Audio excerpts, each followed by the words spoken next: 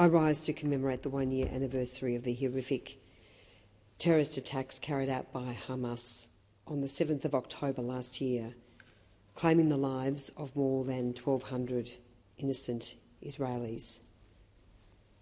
It was a brutal and unprovoked assault on civilians, the deadliest day for Jews since the Holocaust.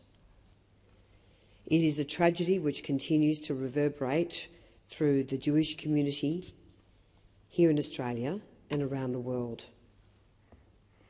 Today we remember the victims and we stand resolutely against the forces of terror and terrorists. We all saw the gut-wrenching vision.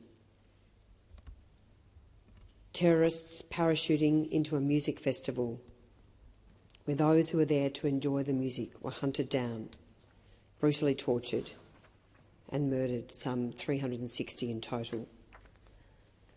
We saw the footage of people scrambling across open fields, desperate to escape. Cars peppered with bullet holes, abandoned, doors open, bodies burnt beyond recognition. Then the stories from the many Jewish communities which border Gaza, where the early morning was shattered by this heinous attack.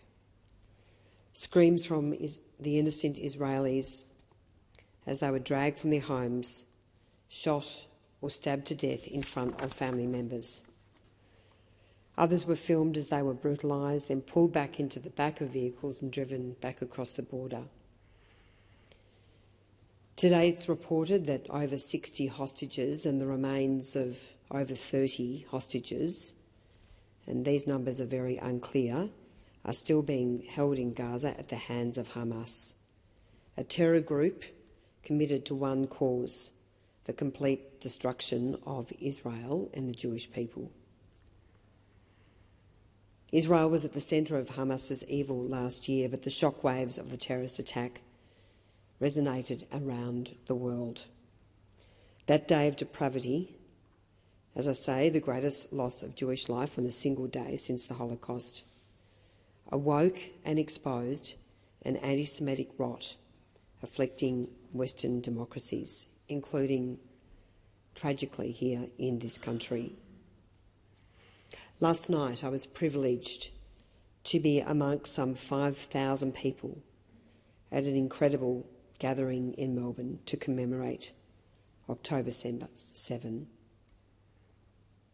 It was a profoundly moving evening, an opportunity for deep reflection, to mourn and to grieve, underlined, of course, by the continuing impact this horrendous attack and the subsequent alarming rise in anti-Semitism across Melbourne and across this country has had on Jewish Australians and on Australians across the board. Zionism Victoria President Yossi Goldfarb did not pull his punches when he called out the inaction of the Albanese government. He said, "We have seen darkness in Australia, darkness underpinned by virulent and dangerous anti-Semitism that is, in the view of control, a threat to everything that makes our country unique and great. There is a permissiveness that has let anti-Semitism fester, a permissiveness encouraged by weak and ambiguous expositions of our foreign policy that, in our community's view, have weakened our social cohesion, leaving us to feel that the state of Israel has been abandoned as a natural ally of the Australian people." The roar from the crowd in response to those words was incredible.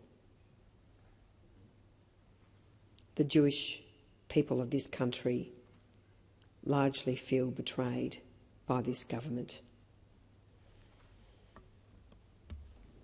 As the Shadow Minister for Education, I have been very proud to stand shoulder to shoulder with Jewish students and staff from universities and for Jewish students and their families attending Jewish schools.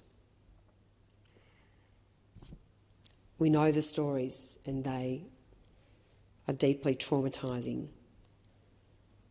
As we heard in the Senate inquiry into the bill to establish a commission of inquiry into anti-Semitism at Australian universities, Jewish students are saying that they have been forced since October last year to choose between their safety and their education. That is completely untenable. Students are staying at home. They are too afraid to go to university. They are hiding in the shadows. They are not wearing the symbols of their faith for fear of the intimidation, the vilification, and all the other horrendous things that have happened on university campuses, which we have exposed over many months. Earlier today in the other place, opposition leader Mr Dutton raised deep concerns after he sought to work with the Prime Minister on a motion that would have unequivocally condemned Hamas and honoured those murdered a year ago. As Mr Dutton stated, Mr Albanese opted to go it alone, continuing to speak from both sides of his mouth. But it's a familiar narrative. This is a government which has turned its back on its own anti-Semitism envoy, who, before our committee to establish the Commission of Inquiry, which of course was so brilliantly prosecuted by the member for Barawa in his private member's bill in the other place, the anti-Semitism envoy urged that a judicial inquiry should be established. She identified that anti-Semitism at universities was so embedded and so systemic that anything less was not good enough. Throughout the inquiry, we heard stories of despair after children were allowed onto the University of Sydney campus, where they chanted Intifada and from the river to the sea. We heard, and I will say the Minister has now essentially apologised because of these statements, but he initially did say that chants such as these meant different things to different people, and that caused enormous distress to many Australian Jews. Of course, we had a situation at the University of Sydney where members of Hitzbat Tahir infiltrated that campus. We called on the Albanese government and the Minister to conduct a full investigation into how this could have happened, how the Vice-Chancellor's office knew about this for weeks and did nothing when these people were menacing and terrorising students and staff. And yet that investigation never happened. Whatever may have been raised in private, the Minister for Education never said anything publicly, and I remain stunned about that decision. It is absolutely essential that we see a zero tolerance of anti-Semitism on university campuses, just as it is absolutely essential that we see zero tolerance of anti-Semitism in every corner of this country. And even after we handed down our dissenting report calling for a commission of inquiry, we've now seen other stories emerge on university campuses that Jewish students have raised, including a Jewish student who raised complaints in relation to some shocking slogans that were being yelled in relation to Zionists at Deakin University, and the family of that student is deeply concerned that not appropriate action was taken. There was an academic at the University of New South Wales, and this has only happened in the last couple of weeks, Acting Deputy President, where he was giving a speech to pro-Palestinian supporters or protesters, and he said, "Our job is to make Jews feel very uncomfortable." And this was recorded on video at the University of New South Wales. I mean, and I have been advised that the university is taking this very seriously, but this is happened just in relation to that incident. That's just happened in the last few weeks. I do want to also thank and acknowledge the efforts of Monash University. There was an event scheduled by the Monash University Islamic Society, a fundraising dinner that was scheduled to coincide with the 1-year anniversary of October 7, and that was scheduled for last night. And when I raised my deep concerns with the university's Vice-Chancellor, Professor Pickering, I'm very pleased that the university took action and prohibited that event from going ahead. I'm very proud to be part